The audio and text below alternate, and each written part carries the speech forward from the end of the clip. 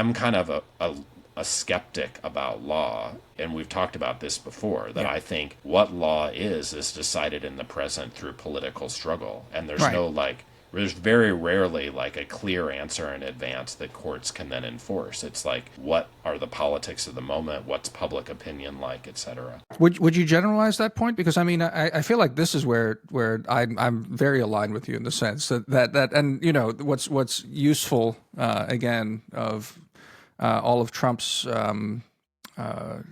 what you call it edgelordism on this Yes. stuff. But to be fair, it's also you know the lawfare that took place after 2020, after Totally. 2021, and after Totally. January 6th.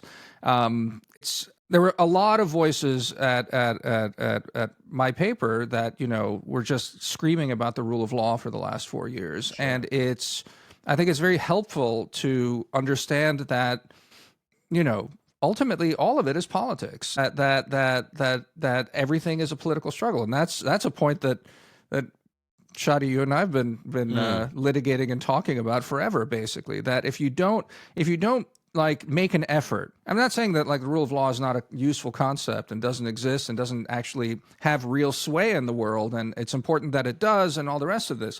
But as a mode of thinking about the world, if you're not scratching away at everything and looking for the political substrate uh, underneath it all, you're barking up the wrong tree in some way. I mean, is that fair? Are we more or less aligned on that?